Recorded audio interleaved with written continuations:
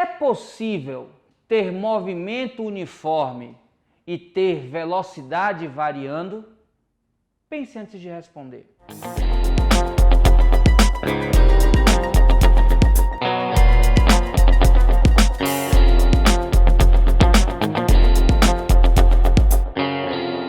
E aí, perguntinha cabulosa, né? Não, é simples. É simples se você souber que velocidade é uma grandeza vetorial. Se você quiser a diferença entre grandeza escalar e vetorial, dá um pulo lá na nossa aula 1. A gente fala sobre isso nessa aula. A velocidade, para ser totalmente caracterizada, precisa de uma informação que dá a sua intensidade, outra que dá a direção e uma terceira que dá o seu sentido. A velocidade, por ser uma grandeza vetorial, para mudar, basta que sua direção, sua intensidade ou o seu sentido mudem. E aí, quando eu falo, por exemplo, no movimento circular e uniforme, o uniforme se refere ao fato de que o módulo da velocidade é constante, não a velocidade. Atento a isso, fera. Se você estiver estudando movimentos uniformes são aqueles em que o módulo do vetor velocidade não muda no tempo, não aqueles em que a velocidade é constante. Cuidado com essa diferença sutil, porque pode ser tema de alguma questão e tente pegar você como uma casca de banana. Velocidade é uma grandeza vetorial. Quando a gente analisa escalarmente, aí sim, se ela é constante, o movimento é uniforme. Percebeu a diferença? Então anote aí.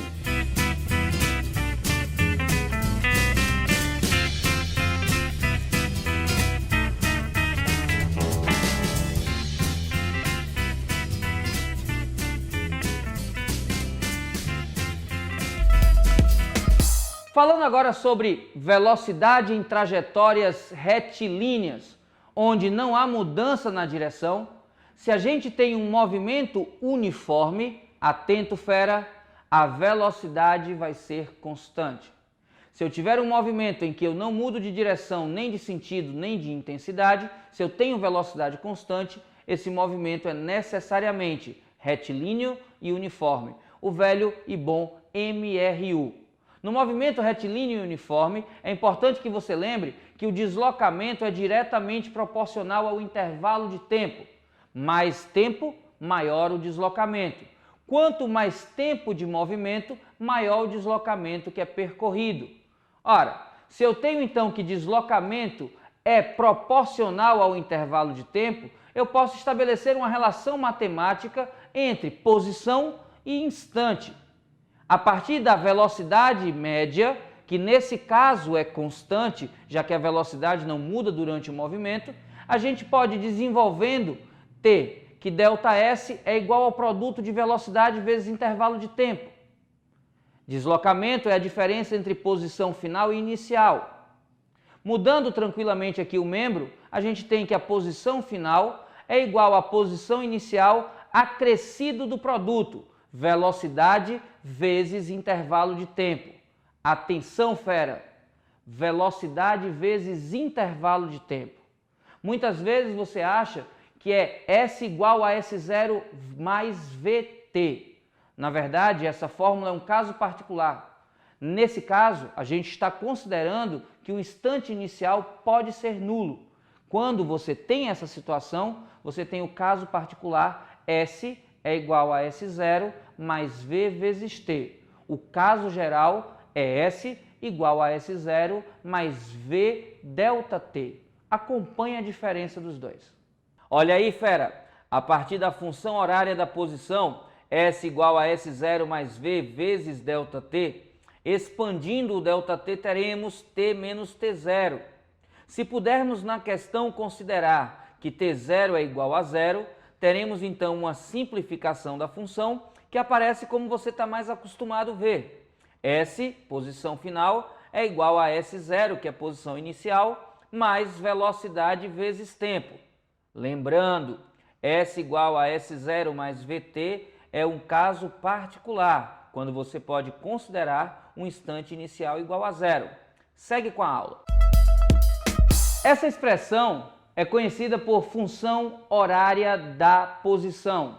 Horária porque a variável livre é o tempo. da posição, porque a variável dependente é o espaço, na verdade a posição do móvel. Então o espaço está variando em função do tempo. Perceba que essa função é uma função do primeiro grau e, como toda função do primeiro grau, é representada como uma reta. Se o intervalo de tempo é limitado, é representado por um segmento de reta. Nas funções do primeiro grau, o termo que vem multiplicando a variável livre define o crescimento da função. A reta é crescente quando esse termo é positivo. A reta é decrescente quando esse termo é negativo. Lembrando que você vai estar lendo da sua esquerda para a sua direita. Quando da sua esquerda para a direita o gráfico cresce, você tem uma função crescente. Quando da sua esquerda para a sua direita ele decresce, você tem uma função decrescente.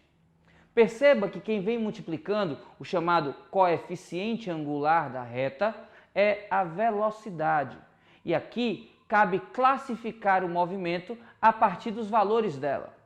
Dizemos que o movimento é progressivo quando ele é favorável à orientação da trajetória.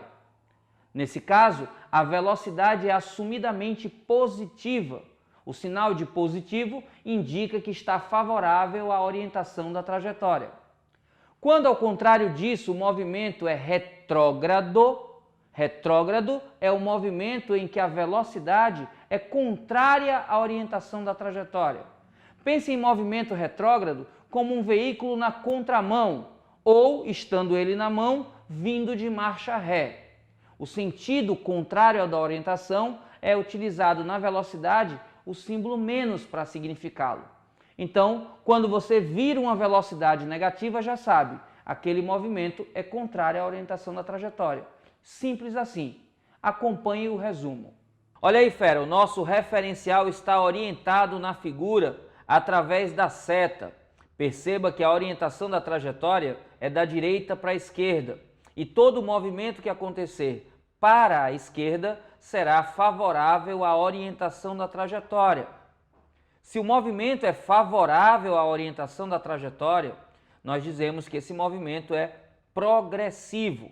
Atenção, pois no exemplo, para ser progressivo, o movimento deve acontecer da direita para a esquerda.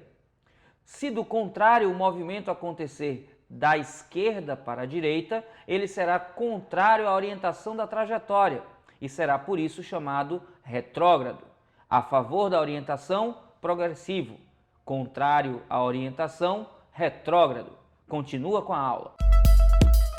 Agora que a gente já conhece a função horária da posição, a gente pode usá-la para resolver um tipo de problema bastante comum em vestibulares tradicionais.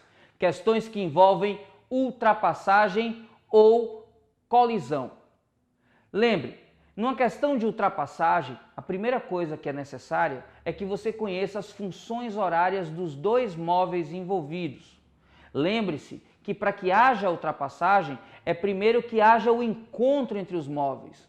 E para que haja o encontro, as posições têm que ser iguais e 2, elas têm que ser iguais no mesmo momento.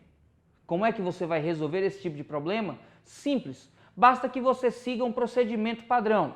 Em primeiro lugar, você deve definir as funções horárias de cada um dos móveis. Em seguida, você impõe que a posição de um seja igual à posição do outro. E quando você iguala as funções, você gera uma equação em que a variável é o instante.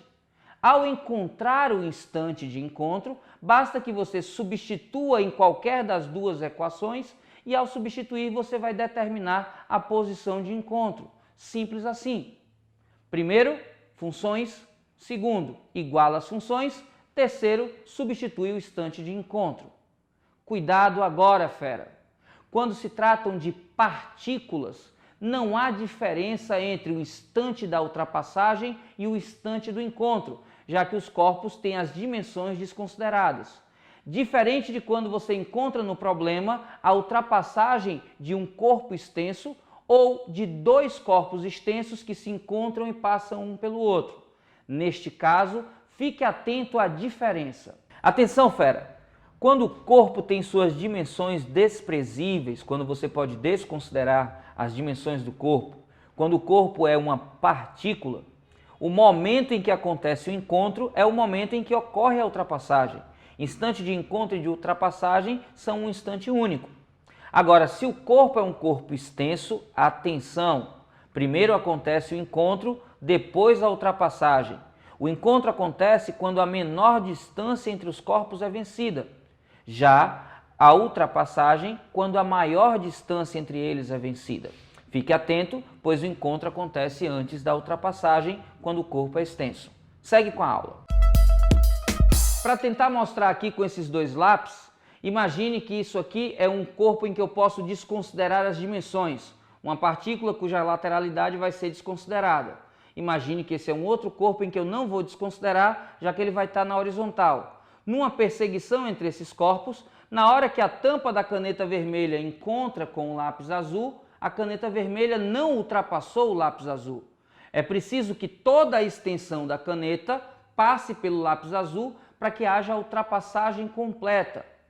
Perceba agora se eu considerar esses dois lápis como duas locomotivas, uma de encontro à outra. Perceba que ao vencer a menor distância entre elas, acontece o encontro. Só depois de vencer a maior distância entre elas é que acontece a ultrapassagem. Neste caso, fique atento. A duração da ultrapassagem é o intervalo de tempo entre o encontro, onde ocorre o início da ultrapassagem, e a ultrapassagem propriamente dita, quando um corpo passa totalmente pelo outro. Inicia no tempo 1 de encontro, termina no tempo 2 da ultrapassagem completa. A duração é o intervalo entre o início e o final da ultrapassagem. Fique atento a isso. Olha aí, fera! Na representação temos dois corpos extensos, duas locomotivas, dois trens. Um deles eu chamei as extremidades de A e B e o outro chamei as extremidades de C e D. Perceba que na figura eu destaco as menores e maiores distâncias envolvidas na questão. Perceba que se você igualar a posição de B com a posição de C, teremos o instante em que os trens se encontram, ou seja, determinaremos o instante de encontro que eu vou chamar de T1. Já se nós tivermos a posição de A igual à posição de D, nós teremos vencido a maior distância entre os trens e neste momento nós teremos o final da ultrapassagem, ou seja, se S de A é igual a S de D, determinamos o instante da ultrapassagem, que aqui eu estou chamando de T2. Ora, para determinarmos então o intervalo de tempo da ultrapassagem, basta que façamos a diferença entre o momento em que ela termina e o momento em que ela começa. Ou seja, o intervalo de tempo da ultrapassagem é igual a T2 menos T1. Tranquilo? Segue aí com os exemplos. Agora que a gente já percebeu a diferença de encontro e ultrapassagem e já sabe que quando temos corpos extensos, o tamanho do corpo deve ser considerado, vale a pena treinar algumas questões. Acompanhe as questões a seguir e vamos tentar entender num problema real como é que isso pode ser cobrado. Vamos juntos? Um motociclista com velocidade escalar constante de 20 metros por segundo, andando paralelamente a uma ferrovia, ultrapassa um trem de comprimento 100 metros que caminha no mesmo sentido, atenção fera, no mesmo sentido, com velocidade escalar constante de 15 metros por segundo. Desconsiderando-se o tamanho da moto, atenção a isso fera, a moto está sendo considerada uma partícula. A duração da ultrapassagem é... Atenção fera, nessa questão você tem um corpo extenso e um corpo que é considerado partícula em movimento lado a lado. Bora aqui representar os dois corpos. Primeiro ele fala de um trem. Olha aqui o meu trenzinho. Na questão o trem tem 100 metros de comprimento. E em paralelo ao movimento do trem, eu tenho uma moto que está ultrapassando no mesmo sentido que o trem. Então olha só, eu vou alinhar aqui com o fundo do trem um ponto que vai representar a minha moto. Olha só esse pontinho aqui, que eu vou chamar de M. A travessia começa, a ultrapassagem começa, quando a moto encosta paralelamente ao fundo do trem. E só vai terminar quando a moto atingir aqui, ó, esse ponto na frente do trem, que eu vou chamar de ponto T.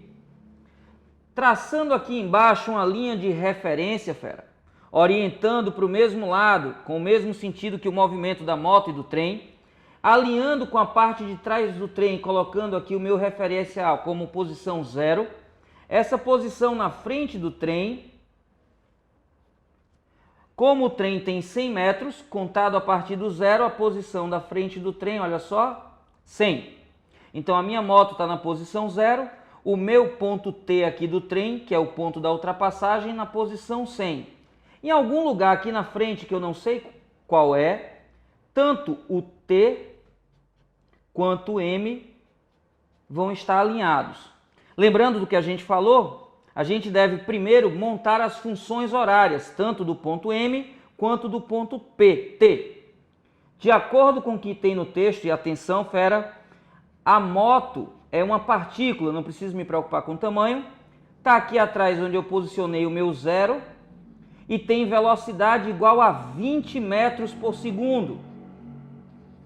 Olha só, como a velocidade é constante, função horária é igual a posição final, posição inicial, mais velocidade vezes ΔT.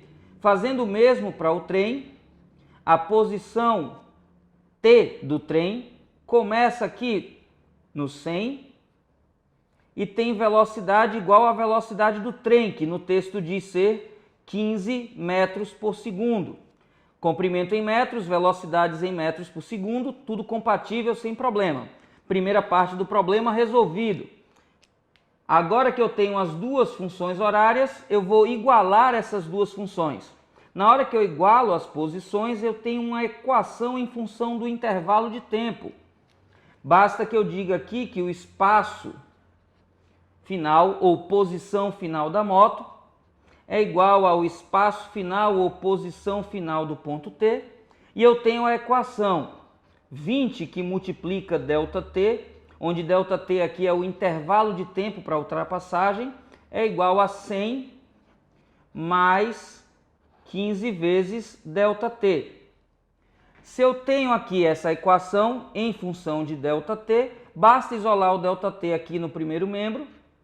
Eu tenho 20 ΔT menos 15 vezes ΔT igual a 100. 20 ΔT menos 15 ΔT é igual a 5 vezes ΔT, isso igual a 100. Dividindo ambos os membros por 5, eu tenho que ΔT é igual a 100 dividido por 5, que dá igual a 20 segundos. ΔT igual a 20 segundos aqui no limitezinho da folha. A nossa resposta, que você procura aí e marca a alternativa correta, letra C. Tranquilo? Qualquer dúvida deixa aí nos comentários. Segue com o próximo exemplo. Dois trens A e B de 200 metros e 250 metros de comprimento, respectivamente, correm em linhas paralelas e com velocidades escalares constantes e de módulos 18 km por hora e 27 km por hora. Alerta de incompatibilidade de unidades, fera. Atenção, comprimento em metros e velocidade em quilômetros por hora. Vai precisar transformar, hein? Fique atento. Voltando para a leitura. De módulos 18 e 27 km por hora em sentidos opostos. Informação importante, grifa ela aí. O tempo que decorre desde o instante em que começam a se cruzar até o instante em que terminam o cruzamento é de... Olha lá, galera, nessa questão agora temos dois corpos extensos. Um trem de 200 metros e outro de 250. E eles estão em sentidos contrários. Olha lá, desenhando aqui de novo o meu trenzinho. Então, o primeiro trem, quando ele diz respectivamente, você tem que dizer que é nessa mesma ordem. Ele chama o primeiro trem de A e diz que tem 200 metros. Chama o segundo trem de B e diz que tem 250 metros. Vou chamar esse primeiro trem aqui de A e esse segundo trem aqui de B. Pelo texto, B é um pouco maior, olha lá. Bom, eles vão começar o cruzamento, fera, na hora que a frente de um trem encontrar na mesma posição que a frente do outro trem. E vai terminar o cruzamento quando a parte de trás de um trem passar pela parte de trás do outro. Acompanhe aqui com as canetas. Encontra. Ultrapassa. Então, o que eu quero nessa questão é saber em quanto tempo essa parte aqui de trás, que eu vou chamar de A, porque pertence ao trem A, vai estar na mesma posição que essa parte aqui de trás do trem B. Essa parte aqui que eu vou chamar de B. Adotando agora uma orientação para a trajetória, lá vamos nós de novo, vou adotar para a sua direita como sendo positivo, para a esquerda negativo, e adotar um ponto nessa trajetória para ser meu marco zero. Vou escolher aqui o A como zero. Como o trem A tem 200 metros de extensão, essa posição aqui na frente corresponde ao comprimento do trem, 200.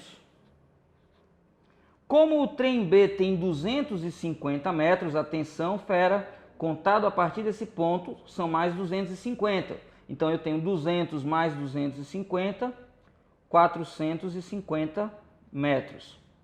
O trem B se desloca no sentido contrário do trem A.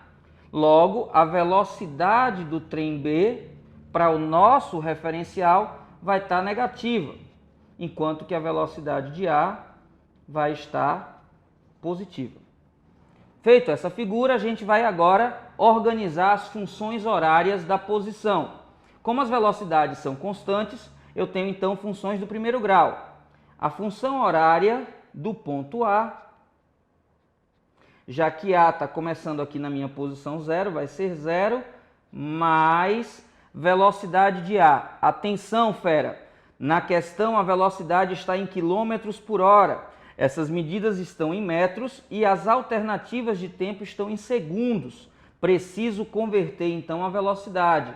Lembrando do que a gente já falou lá na aula de velocidade média, basta apenas dividir por 3,6 vezes ΔT.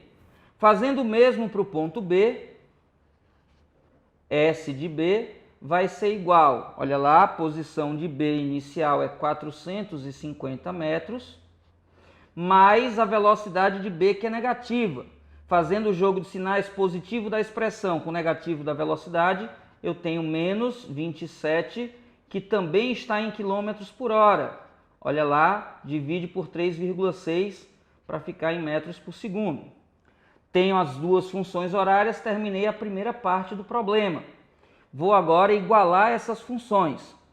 Quando eu igualo essas funções, que eu faço S de A igual a S de B, eu vou ter uma equação em função da variável ΔT.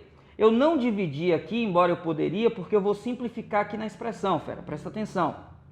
0 mais 18 sobre 3,6 ΔT, eu vou deixar aqui como 18 sobre 3,6 vezes ΔT, igual. Perceba que aqui, 450 menos 27 sobre 3,6 ΔT é a função de B.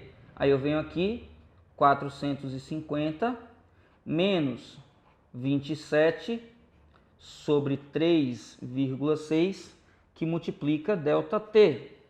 Como eu tenho aqui em função de ΔT a minha expressão, eu vou no primeiro membro colocar todo mundo que tem ΔT.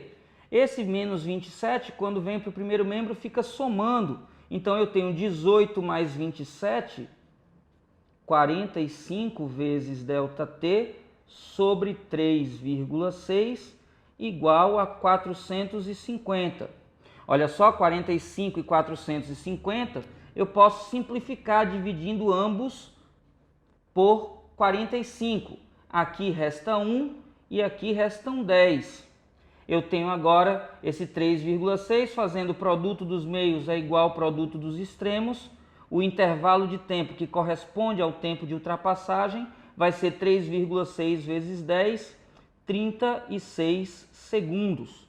questão tranquila, e você tem aí na questão a alternativa como resposta, letra C. Qualquer dúvida, bate na mesa, que significa escreve aí nos comentários. Valeu, fera! E aí, tá tranquilo até agora? Pois digo a você, tá pertinho já de terminar. Para a gente terminar, eu poderia agora analisar as funções espaço-tempo e velocidade-tempo, falar sobre os gráficos com detalhes e as propriedades que são muito importantes nele. Contudo, eu quero alertar você, teremos uma aula exclusivamente para análise gráfica. Lá analisaremos todos os pormenores das funções horárias, posição-tempo, velocidade-tempo, aceleração-tempo. Por hora, eu digo apenas a você o seguinte, como a função é do primeiro grau, preste atenção. A representação gráfica do espaço em função do tempo é uma reta que será crescente quando o movimento for progressivo e será decrescente se o movimento for retrógrado. O gráfico da velocidade, que é constante no movimento uniforme, o gráfico da velocidade será uma reta paralela ao eixo do tempo, no semi-eixo positivo quando o movimento é progressivo, no semi-eixo negativo quando o movimento é retrógrado. Simples assim, acompanhe nesse pequeno resumo.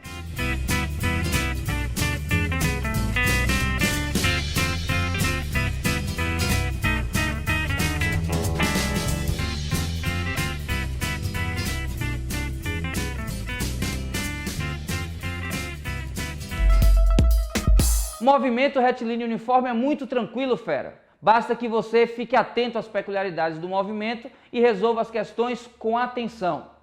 Perceba que qualquer dúvida deve ser deixada aqui embaixo nos comentários ou em qualquer um dos nossos meios de comunicação. Resolva a lista e traga para mim essas dúvidas. Gostou do vídeo? Compartilha com seus colegas, dá aquele velho curtir. Não se inscreveu no canal? Faz isso agora e fique recebendo em primeira mão sempre que uma novidade for postada nele.